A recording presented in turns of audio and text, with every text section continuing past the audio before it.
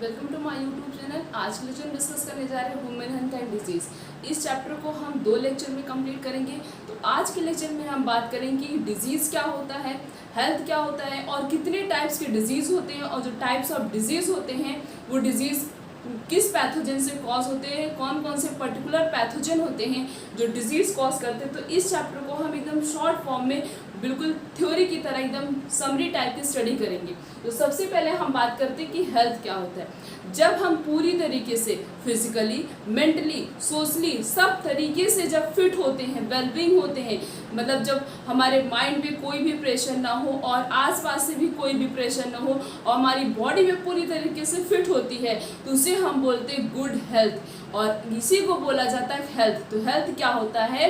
जब हम physically, mentally और सोशली पूरी तरीके से वेलबींग होते हैं उसे हम बोलते हैं हेल्थ। अब अगर हम डिजीज़ की बात करें तो डिजीज़ क्या होता है? डिजीज़ का मतलब जब हमें सोशली कोई प्रॉब्लम हो या मेंटली कोई प्रॉब्लम हो या बॉडी से रिलेटेड मतलब कोई भी प्रॉब्लम हो, कोई डिजीज़ होती है, जैसे या टाइफाइड हो गया, या निमोनिया हो गया, या कैंसर हो गया, ये एड्स हो गया, तो हम बोलेंगे कि हमें क्या है, हमें डिजीज़ है, मीन्स कोई ना कोई बीमारी हमें है, तो उसे हम बोलते हैं डिजीज़। अब डिजीज़ 2 टाइप्स के होते हैं, मतलब उनके डिवीज़न के अकॉर्डिंग उनको 2 क्लासेस में क्लासीफाई किया गया। सबसे पहला होता है इन्फेक्शियस और नॉन इन्फेक्शियस। हम बचपन में पढ़ते हैं और इसी इन्फेक्शियस और नॉन इन्फेक्शियस को हम बचपन से हमें पढ़ाया जाता communicable and non communicable disease. But 11th के बाद हम जहाँ भी स्टडी करते हैं तो वहाँ पे लिखा होता है इन्फेक्शियस और नॉन इन्फेक्शियस डिजीज। अब ये इन्फेक्शियस डिजीज और नॉन इन्फेक्शियस डिजीज कौन सी डिजीज होती है? अब नाम से ही पता चला इन्फेक्शियस। इन्फेक्शियस का मतलब होता है ऐसी डिजीज जो एक पर्सन से दूसरे पर्सन में ट्रांसफ़र होती है, या उनके कांटेक्ट में आने से, या फिर उनके द्वारा कोई भी सब्सटेंस, उनका कोई भी सब्सटेंस अगर हम यूज़ करेंगे तो उससे भी वो डिजीज़ क्या होती है, एक पर्सन से दूसरे पर्सन में ट्रांसफ़र होती है। तो जब कोई भी डिजीज़ एक पर्सन से दूसरे पर्सन में ट्रांसफ़र होती है, उनके कांटेक्ट में आने से या फिर उनका कोई भी सब्सटेंस टच करने से, उसे बोला जाता है इन्फेक्शियस डिजीज़। अब अगर हम बात करें इन्फेक्शियस डिजीज़ कौन कौन सी होती हैं, तो कौन कौन सी होती है इन्फेक्शियस डिजीज़? सबसे पहला हो गया कॉमन कोल्ड, और क्या होता है, टाइफाइड भी एक प्रकार का इन्फेक्शियस डिजीज़ ही है, और निमोनिया। तो ये सारी डिजीज़ कैसे होती हैं? ये सारी डिजीज़ इन्फेक्शियस होती हैं। अगर किसी को भी कॉमन कोल्ड हुआ है, अगर हम उसका कोई भी सब्सटेंस यूज़ कर रहे हैं या फिर उसके कांटेक्ट में हम आ रहे हैं, तब ये डिजीज़ क्या होगी, उस पर्सन से हमारे अंदर ट्रांसफ़र हो सकती। तो इन्फेक्शियस डिजीज़ कौन सी डिजीज़? कोई भी इन्फेक्टेड पर्सन से डिजीज़ किसी भी हेल्थी पर्सन में जब ट्रांसफ़र होती है, उनके कांटेक्ट में आने से उस डिजीज़ को बोला जाता है इन्फेक्शियस डिजीज़। अब नॉन इन्फेक्शियस डिजीज़ कौन सी डिजीज़ होती है? ऐसी डिजीज़ जो अगर हम किसी के फिजिकली कांटेक्ट में भी आ रहे हैं या फिर उसके सब्सटेंस को भी हम टच कर रहे हैं, उसके साथ हम रह भी रहे हैं, तब भी वो डिजीज़ हमारी बॉडी में नहीं ट्रांसफ़र होगी। कभी भी किसी भी हाथ में मतलब कंडीशन में वो डिजीज़ उस पर्सन से हमारे अंदर ट्रांसफ़र नहीं होगी। तो ऐसी डिजीज़ जो एक पर्सन से दूसरे पर्सन में ट्रांसफ़र नहीं होती है, उसे बोला जाता है नॉन इन्फेक्शियस डिजीज़, या हम बोल सकते हैं नॉन कम्युनिकेबल डिजीज़, और इन्फेक्शियस को बोल सकते हैं हम कम्युनिकेबल डिजीज़। अब ऐसी कौन सी डिजीज़ है जो एक पर्सन से दूसरे पर्सन में ट्रांसफ़र नहीं होती है? तो वो डिजीज़ का नाम है कैंसर। कैंसर कभी भी एक पर्सन से दूसरे पर्सन में ट्रांसफ़र नहीं होता है। अब कैंसर होता क्या है, इसी चैप्टर में हम आगे अभी स्टडी करेंगे कि कैंसर क्या होता है और क्यों कैंसर एक प्रकार का इन्फेक्शियस डिजीज़ नहीं है, क्यों वो एक पर्सन से दूसरे पर्सन में ट्रांसफ़र नहीं होता है।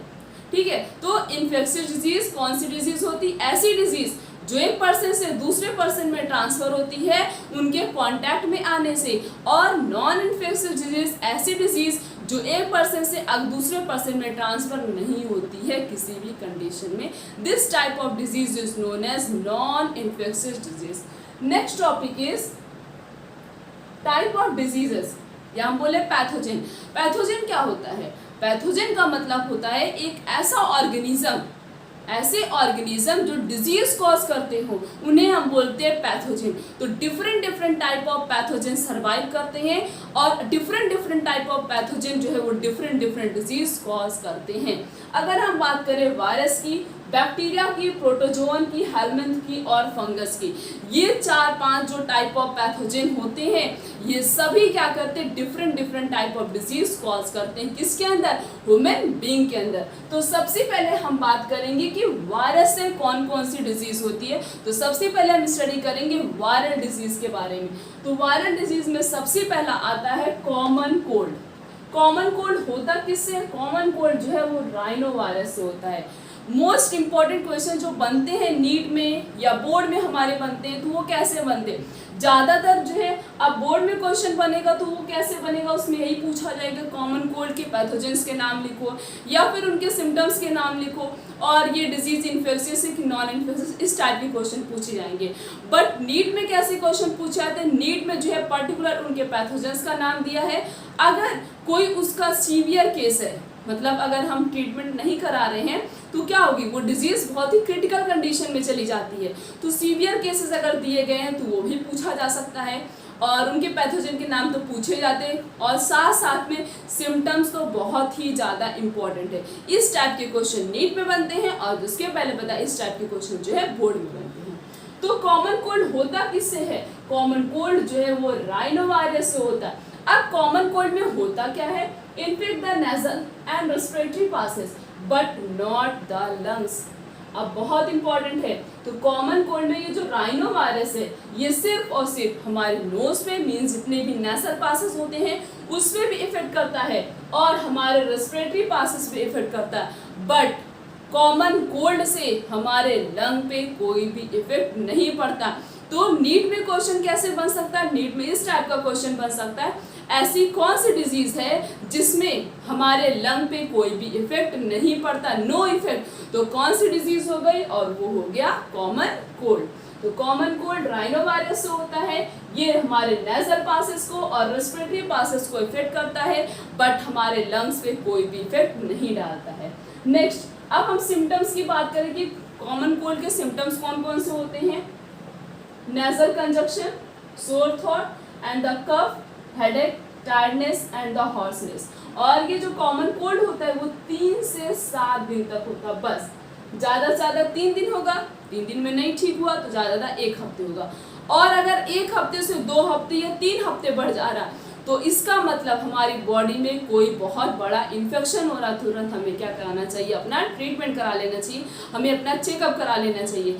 अगर कॉमन कोल्ड 3 दिन है, 7 दिन है, ठीक है, 7 दिन तक मैक्सिमम है, बट अगर 7 दिन से आगे गया तो मतलब हमारी बॉडी में कोई ना कोई डिजीज और हो रही, इसके अलावा तुरंत हमें अपना क्या करना चाहिए, ट्रीटमेंट चेकअप करा लेना चाहिए, उससे हमें पता चल जाएगा। अब ये डिजीज कम्युनिकेबल है कि नॉन कम्युनिकेबल है? ये डिजीज कैसी डिजीज है? कम्युनिकेबल मतलब इन्फेक्शियस डिजीज है। किसी को भी कॉमन कोल्ड होता है, हम उसके कांटेक्ट में आते हैं या फिर उसका कोई भी यूटेंसिल हम यूज़ करते हैं या फिर किसी भी तरीके से उसके हम अगर कांटेक्ट में आ रहे हैं तो तुरंत वो डिजीज़ क्या होगी, हमारे अंदर ट्रांसफ़र हो जाएगी। और नेक्स्ट हम बात करते हैं, ये तो हो गया क्योंकि बुक में एक ही वायरल डिजीज़ का नाम दिया कॉमन कोल्ड, बस। तो जितना बुक में दिया उतना बोर्ड में पूछा जाएगा और उतना ही हमारे नीट में पूछा जाएगा, तो इससे भी एक्स्ट्रा डिजीज़ के बारे में हम नहीं स्टडी करेंगे। तो नेक्स्ट हम बात करते हैं bacterial disease. Bacterial disease book में 2 दिए, एक तो टाइफाइड दिया गया, दूसरा दिया गया pneumonia. First we will study about the typhoid. पहले हम टाइफाइड के बारे में बात करते हैं। टाइफाइड किससे होता है? टाइफाइड जो है वो सैल्मोना टाइफी से होता है। किससे होता है? सैल्मोना टाइफी से होता है। इसमें क्या होता है? Infection is by contaminated food and water. अब अगर हम पानी को ऐसे खुले में रख देते हैं या फिर हम गंदा पानी यूज़ करते हैं, कि कहीं कहीं ऐसे प्लेसेस अभी भी हैं जहाँ पे पानी जो है बहुत क्लियर नहीं आता है, बहुत अच्छा नहीं आता, बहुत प्योर नहीं होता, साफ़ सफाई बिल्कुल नहीं होती। तो उस वाटर को हम अगर पी रहे हैं, ड्रिंक कर रहे हैं, ड्रिंक के पर्पज़ के लिए यूज़ कर रहे हैं, तो उसमें बैक्टीरिया हो सकते हैं, हो सकता हो ये टाइफाइड का ही बैक्टीरिया हो, मतलब सैल्मोना ही उसमें हो।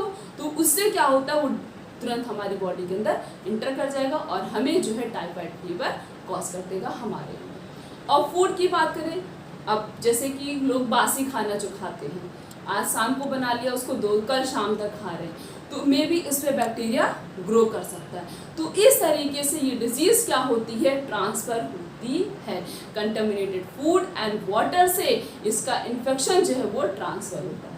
Then pathogen enter into small intestine. अब ये जो टाइफाइड का पैथोजन होता है मीन सैल्मोना जो होता है वो सबसे पहले हमारे स्मॉल इंटेस्टाइन पे अटैक करता है, उसके बाद वो ब्लड की हेल्प से मतलब बॉडी के डिफरेंट पार्ट पे जाता है और वहाँ पे वो सर्वाइव करना स्टार्ट कर जाता है। Then next is symptoms. Symptoms क्या होते हैं, बहुत ही ज़्यादा तेज फीवर होता है। कितना होता है, 100 डिग्री 103 डिग्री से 104 डिग्री फ़ारेनहाइट, इतना ज़्यादा तेज फीवर होता है। और स्टमक में पेन भी होता है, loss of appetite, constipation and headache. ये सारे सिम्टम्स किसके होते हैं, टाइफाइड फीवर के।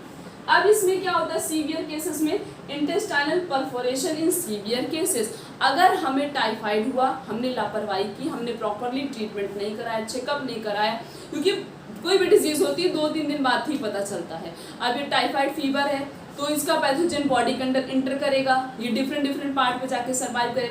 अब फीवर होगा हमें तो हमें लगेगा दवाई खा लेते, फीवर 2-3 दिन में ठीक हो जाएगा, बट वो फीवर ठीक नहीं होता है और हम बिल्कुल लापरवाही कर देते और जो है डॉक्टर से कोई भी चेकअप नहीं कराते। तो इससे क्या होता है, बहुत ही ज़्यादा बढ़ जाता है, मीन्स पैथोजन हमारी बॉडी में एक्सेस ग्रो करने लगा है।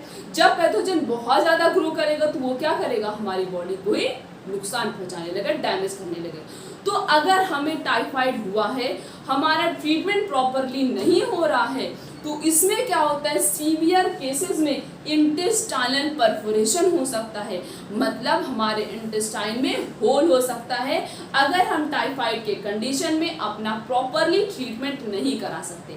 तो टाइफाइड किससे होता है, टाइफाइड सैल्मोना टाइफी से होता है। इसका जो पैथोजन होता है वो हमारे स्मॉल इंटेस्टाइन में एंटर करता है, फिर ब्लड की हेल्प से बॉडी के डिफरेंट पार्ट में जाता है और वहाँ पे वो सर्वाइव करता है। सिम्टम्स क्या होते हैं, हाई फीवर, बहुत ही ज़्यादा तेज फीवर होता है, स्टमक में पेन होता है, loss of appetite, constipation and headache. But main symptoms जो होता है वो टाइफाइड का होता है, high fever and intestinal perforation. और इंटेस्टाइनल परफोरेशन किस केस में होता है, सीवियर केस में। ये तो हो गई टाइफाइड की बात। नेक्स्ट हम बात करते हैं, नेक्स्ट बैक्टीरियल डिजीज है दैट इज निमोनिया। निमोनिया किससे होता है, एक तो स्ट्रेप्टोकोकस निमोनिया से होता है और एक होता है हेमोफिलस इन्फ्लुएंजा से। ये दो ऐसे पैथोजन होते हैं जो निमोनिया डिजीज कॉज करते हैं। कौन कौन, Streptococcus pneumonia and Haemophilus influenza. Next is infect the alveoli of lungs filled by the fluid due to which breathing problem। Pneumonia में क्या होता है, जैसे इसका पैथोजन हमारी बॉडी में इंटर करता है तो ये क्या करता है, ये बॉडी में इंटर करने के बाद सबसे पहले हमारी लंग की एल्वोलाई को ही डैमेज कर देता है। तो निमोनिया का जो पैथोजन होता है, पैथोजन वो क्या करता है, वो लंग की एल्वोलाई को डैमेज कर देता है और उसी लंग की एल्वोलाई के अंदर फ्लूइड फिल्ड कर देता है। जब कोई भी चीज़ है, एल्वोलाई क्या करती है, गैसेस एक्सचेंज में हेल्प करती, उसके अंदर कोई भी चीज़ फिल हो जाएगी तो गैसेस एक्सचेंज होगा ही नहीं। जब तक गैसेस नहीं एक्सचेंज होगा तब तक गैसेस का ट्रांसपोर्टेशन नहीं होगा। तो जब वो फ्लूइड फिल्ड हो चुका है उस एल्वोलाई के अंदर तो बहुत ही स्लो क्या होता है, गैसेस एक्सचेंज होता है, जिसकी वजह से हमें क्या हो जाता है, ब्रीथिंग प्रॉब्लम हो जाती। तो ब्रीथिंग प्रॉब्लम किस कंडीशन में होती है, in the case of pneumonia, pneumonia के केस में। नेक्स्ट, अब इसके सिम्टम्स क्या होते हैं, बहुत ही ज़्यादा तेज फीवर होता है, सर में पेन होता है, हेडेक होता है, चिल एंड द कफ। और सीवियर केसेस में क्या होता है, निमोनिया में जो हमारे लिप्स होते हैं और हमारी जो फिंगर की नेल्स होती हैं वो ग्रे कलर से ब्लूइश कलर की हो जाती हैं।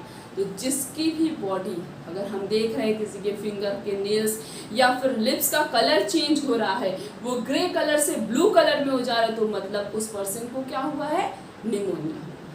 तो निमोनिया में क्या होता है, सीवियर केसेस में, in the case of severe case में जो लिप्स होती है और जो फिंगर की नेल होती हैं वो ग्रे से ब्लूइश कलर की हो जाती हैं। तो हमने दो बैक्टीरियल डिजीज के नाम पढ़े, कौन कौन से, typhoid and next is pneumonia. Then हम बात करते हैं प्रोटोजोअन डिजीज कौन कौन सी होती हैं। तो बुक में दो प्रोटोजोन डिजीज के नाम दिए गए। तो सबसे पहले हम बात करेंगे मलेरिया की। तो मलेरिया किससे होता है? मलेरिया जो होता है वो अलग अलग स्पीसीज से जो है, अलग अलग प्रोटोजोन की अलग अलग स्पीसीज से मलेरिया डिजीज कॉज होता है। तो प्लाज्मोडियम से मलेरिया हो रहा है, इसकी बहुत सारी स्पीसीज हैं। Plasmodium malaria, Plasmodium vivax and Plasmodium falciparum. Plasmodium falciparum कौन सा मलेरिया कॉज करता है? Malignant malaria. और मैलिग्नेंट मलेरिया अगर किसी को भी जाता है तो उसमें डेथ जो है बहुत, मतलब ये जो मैलिग्नेंट मलेरिया होता है ये नॉर्मल मलेरिया के कंपैरिजन में बहुत ही ज़्यादा खतरनाक होता है, जिसकी वजह से अगर किसी को भी मैलिग्नेंट मलेरिया हो जाता है तो उसको हम बचा नहीं सकते, उसकी डेथ हो जाती है। नेक्स्ट चीज़, इसको अब ये डिजीज कैसे ट्रांसफर होती है, मतलब किस तरीके से जो है प्लाज्मोडियम हमारी बॉडी में इंटर करता है। इतना तो सबको पता है कि मलेरिया किसकी वजह से होता है? फीमेल एनाफिलिस मॉस्किटो के बाइट करने से जो है मलेरिया डिजीज कॉज होती है। अब बच्चे क्वेश्चन करेंगे कि जो है फीमेल ही मॉस्किटो क्यों बाइट करता है, मेल क्यों नहीं करता है? फीमेल मॉस्किटो इसलिए बाइट करती क्यों? क्योंकि उसको जो है रिप्रोडक्शन करने के लिए ह्यूमन के ब्लड की ज़रूरत है। अगर वो रिप्रोडक्शन नहीं करेगी तो उसकी जो है उसका प्रोडक्शन, उसकी वैरायटी इंक्रीज नहीं होगी।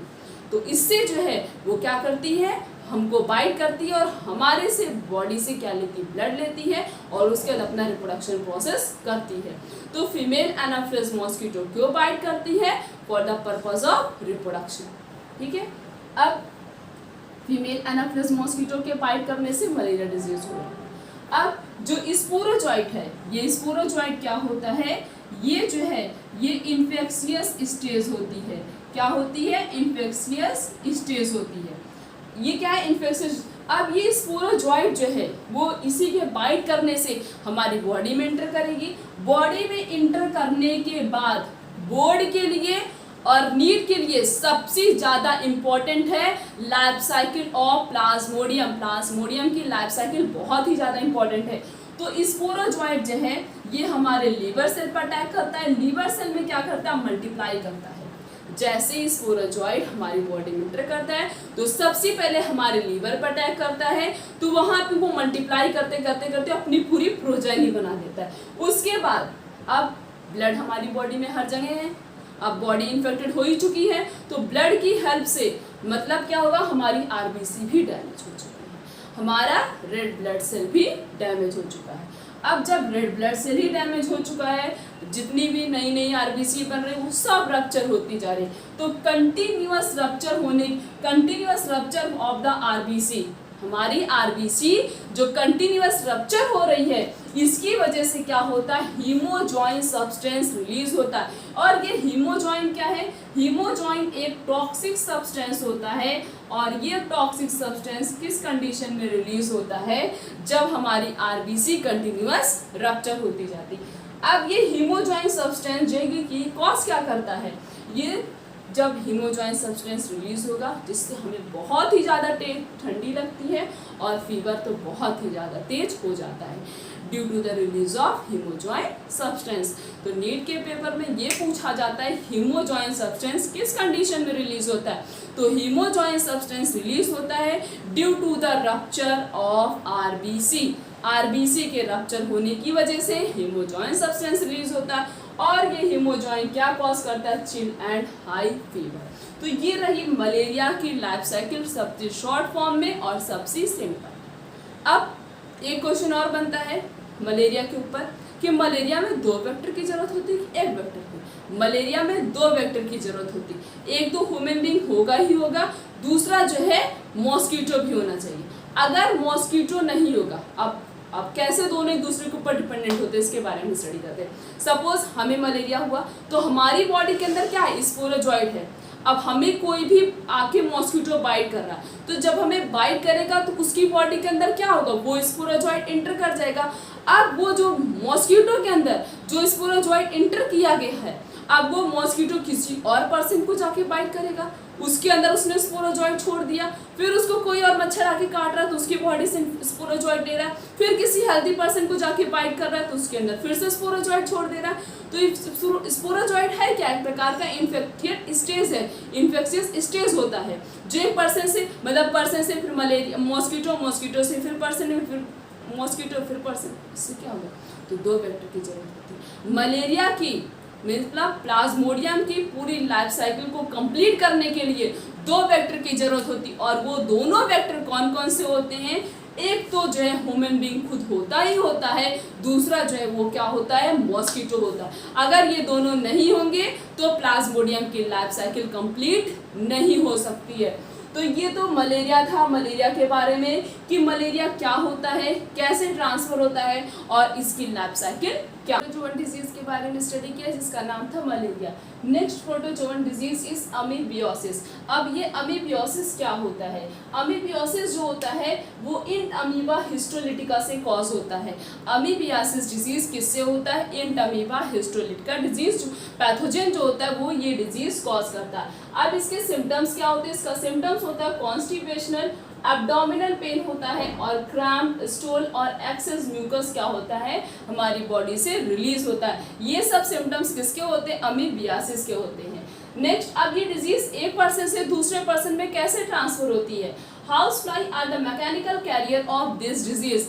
अब ये जो हाउस फ्लाई होता है, सपोज किसी पर्सन को जो है अमीबियोसिस डिजीज हुई है तो उसका फीकल मैटर, या उसने वॉमिटिंग की है या उसने कहीं कफिंग की है, कुछ भी इधर उधर पड़ा है, उस पर जब कोई भी हाउस फ्लाई आके बैठती है, उसके बाद वो हाउस फ्लाई हमारे घरों में आके इधर उधर घूम रही हैं, टहल रही हैं, वो हमारे जो है कि जो हम खा रहे हैं फूड उस पर जाके बैठ रही हैं, या हमारे ऊपर ही आके बैठ रही हैं, किसी और सब्सटेंस पे जाके बैठ रही हैं, फिर उसको हम ईट कर ले रहे हैं। इससे क्या होती है, ये डिजीज ट्रांसफर हो रही है।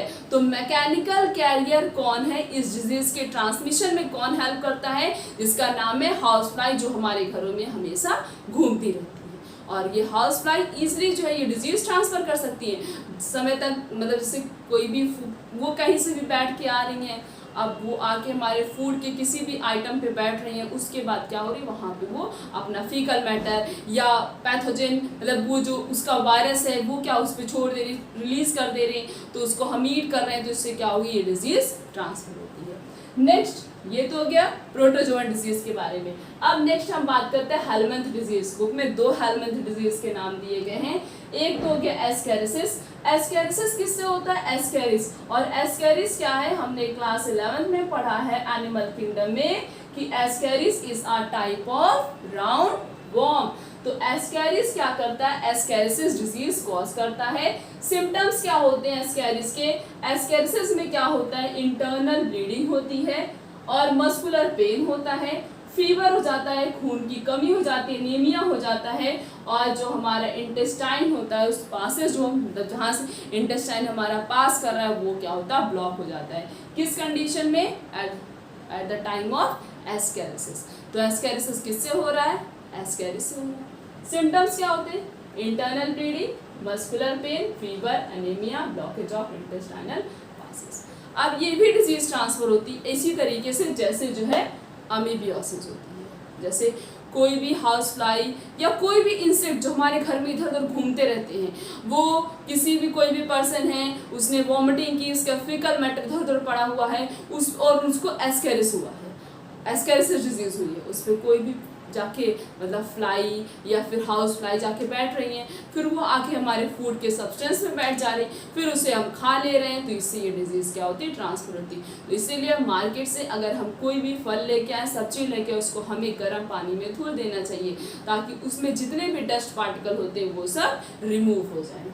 Next is एलिफेंटाइटिस। अब यह एलिफेंटाइटिस क्या होता है, हाथी पाँव जिसे हम बोलते हैं। एलिफेंटाइटिस किससे होता है, वुचीरिया से होता है। वुचीरिया की 2 स्पीसीज होती, एक तो हो गया वुचीरिया बैंकॉफ्टी और दूसरा होता है वुचीरिया मेलाई। और ये जो है ये फिलेरियर वॉर्म होते हैं, इसीलिए एलिफेंटाइटिस को हम फिलेरिसिस भी बोल सकते हैं। इसमें क्या होता है, इसमें जो हमारा लोअर रीजन होता है वो धीरे धीरे डैमेज होता है। मतलब जो हमारा लोअर लिम्फ होता है, इसका जो पैथोजन होता है वो हमारे पैर पे मतलब लोअर रीजन पे अटैक करता है। अटैक कर दिया, अब उसका पैथोजन हमारे लेग पे है, मतलब हमारे पैरों में उसका पैथोजन है। तो ये कोरियोनिक इन्फ्लेमेशन का मतलब होता है धीरे धीरे धीरे धीरे वो पैथोजन हमारी बॉडी में ग्रो करेगा, हमारे पैर पे ग्रो करेगा, और क्या करेगा, वो धीरे धीरे क्या करेगा, पैर में इन्फ्लेमेशन आ जाती, सूजन आ जाती, और बहुत मतलब 4-5 महीने लग जाते सूजन आने में। मतलब इसका पैथोजन बहुत ही स्लोली हमारी बॉडी में ग्रो कर रहा है। तो किस पर अटैक करता है इसका पैथोजन, हमारे लोअर लिम्फ पे अटैक करता है और वहीं पे वो ग्रो करता है। किसकी वजह से, due to the bite of female, मतलब इसकी वजह से डिजीज नहीं होती है। किसी को हुआ है एलिफेंटाइटिस, तो उसको अगर फीमेल मॉस्किटो बाइट कर रही है उस पर्सन को, उसके बाद उसने उसकी बॉडी से तो इन्फेक्शन ले ही लिया है, उसको बाइट किया, उसकी बॉडी से इन्फेक्शन ले लिया, फिर वो किसी और पर्सन को बाइट कर रही, उसने इन्फेक्शन क्या किया, उसकी बॉडी में छोड़ दिया, रिलीज कर दिया। तो इस तरीके से डिजीज ट्रांसफर होती है। तो मैकेनिकल कैरियर है, मतलब ये ट्रांसमिशन में बस हेल्प कर रही है, डिजीज कॉज नहीं करती। डिजीज तो वुचीरिया से होता है। Next last is fungus disease. Fungus disease book में एक ही दिया है, दैट इज रिंगवॉर्म। रिंगवॉर्म किससे होता है, रिंगवॉर्म जो है वो माइक्रोस्पोरम से होता है, ट्राइकोफाइटॉन और इपिडर्मोफाइटॉन से रिंगवॉर्म डिजीज कॉज होती है। सिम्टम्स क्या होते हैं, जहाँ भी रिंगवॉर्म ग्रो करता है वो रीजन क्या हो जाता है, बिल्कुल ड्राई हो जाता है। और स्कैली लेजन का मतलब जैसे कभी कभी क्या होता है, हाथों पे रेडिश हो जाते हैं उंगलियों के बीच में, या टोज के बीच में क्या होता है, रेडनेस हमें दिखाई देने लगती है, या फिर जो है वाइट कुछ फंगस टाइप का ग्रो करने लगता है, उसे हमें स्कैली लेजन कहते हैं। तो ये स्किन पे या हमारे स्काल पे कहीं भी ग्रो कर सकता है। तो बॉडी के ऐसे पार्ट में फंगस ग्रो करते हैं जहाँ पे उसको मॉइस्चर मिले, जहाँ भी फंगस को मॉइस्चर प्रोवाइड होती है वहाँ सब वो फंगस क्या होते हैं, हमारी बॉडी में ग्रो करते हैं। तो सबसे बेस्ट तरीका है, अगर हमें रिंगवॉर्म से बचना है, प्रिवेंशन है, हमें कोई भी फंगस डिजीज ना हो, तो हम क्या करें, अपनी डेली जो है मतलब अपनी सफाई करनी चाहिए प्रॉपरली, हैंड को वॉश कर लेना चाहिए प्रॉपरली, और हमेशा अपने हेयर्स को वॉश कर लेना है। और अगर किसी को रिंगवॉर्म डिजीज हुआ है तो उसका कोई भी सब्सटेंस हम यूज़ ना करें। क्यों ना करें, क्योंकि उससे वो डिजीज हमारी बॉडी में भी ट्रांसफ़र हो सकती है। इस तरीके से जो है हम खुद को बचा सकते हैं। किससे बचा सकते हैं, रिंगवॉर्म डिजीज से। और अगर हमें पूरी डिजीज से बचना हो कि हमें कोई भी डिजीज ना हो, तो हमें क्या करना होगा, अपना बैलेंस डाइट मेंटेन करना होगा, प्रॉपरली एक्सरसाइज करना होगा, और क्या करना होगा, खुद को प्रिवेंट करना होगा कि हमें मॉस्किटो बाइट ना करे। तो इसकी वजह से हमें जो है मॉस्किटो नेट का यूज़ करना पड़ेगा।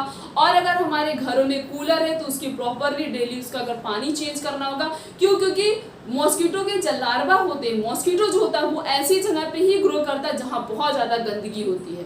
तो जब वो उसमें ग्रो करेगा, बहुत ज़्यादा लार्वा रिलीज करेगा, तो वो लार्वा क्या होंगे, आगे जाके ग्रो करेंगे और मॉस्किटो का ही फॉर्मेशन करेंगे। तो हमें कहीं भी मतलब ऐसी कोई भी जगह नहीं हो हमारे घर में जहाँ पानी इकट्ठा हो जाए।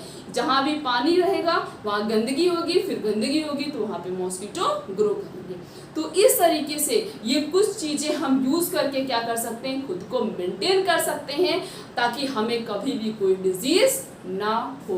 तो हमने इस पूरे लेक्चर में डिजीज़ के बारे में स्टडी किया, डिफरेंट टाइप ऑफ पैथोजन, और वो पैथोजन कौन कौन सी डिजीज़ कॉज करते हैं। तो आने वाले लेक्चर में इसके आगे के जितने भी टॉपिक्स हैं, मतलब इम्यूनिटी के बारे में दिया गया, उसके बारे में हम स्टडी करेंगे। तो आज का लेक्चर यहीं तक, थैंक यू।